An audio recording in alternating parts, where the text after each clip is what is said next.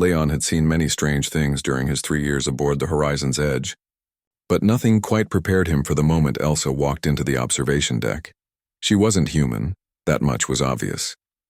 Her skin shimmered with an iridescent quality that shifted between silver and deep violet, under the station's artificial lighting. Her eyes were larger than any human's, pupils elongated like a cat's, and her limbs possessed an elegant, almost musical grace.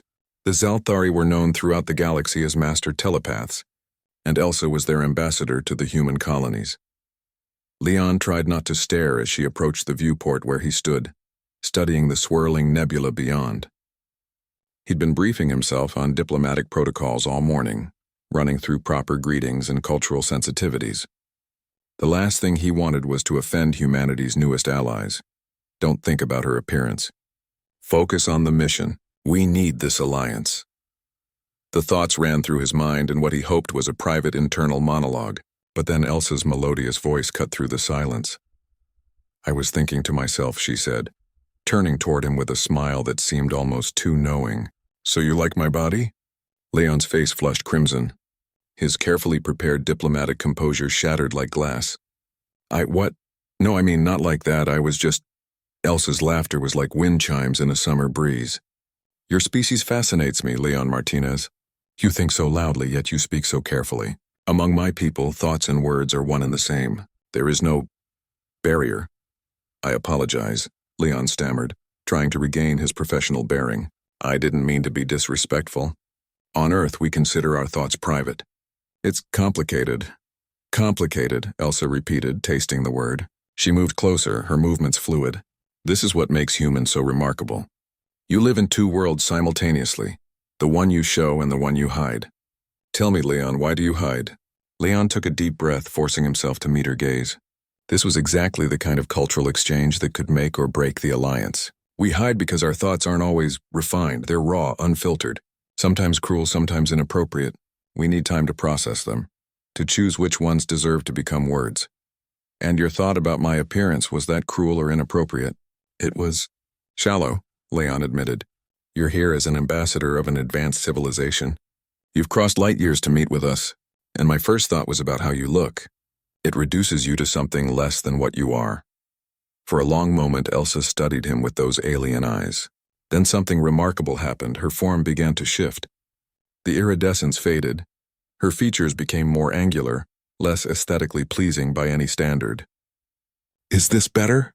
She asked. No, Leon said quickly. That's not, you don't have to change yourself. But I can sense your discomfort. Among my people, we adapt ourselves to make others comfortable. It is simple courtesy.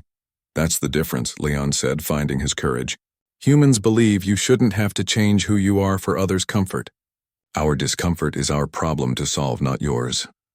Elsa's form rippled back to its original state, even when that discomfort comes from finding someone attractive?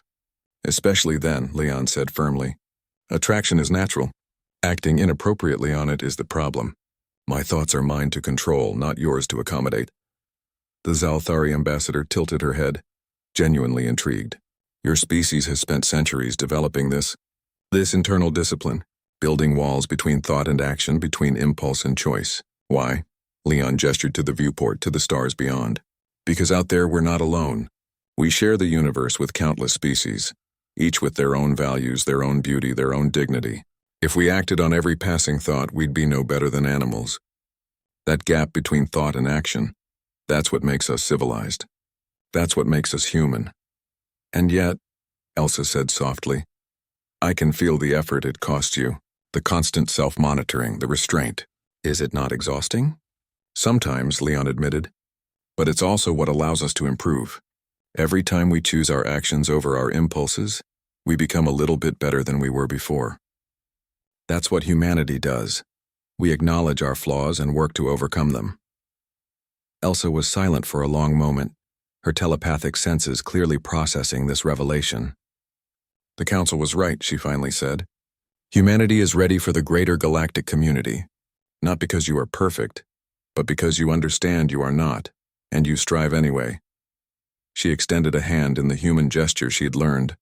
I look forward to our alliance, Leon Martinez. Your species will teach the galaxy much about the strength found in self-control. Leon shook her hand, feeling the cool smoothness of her alien skin.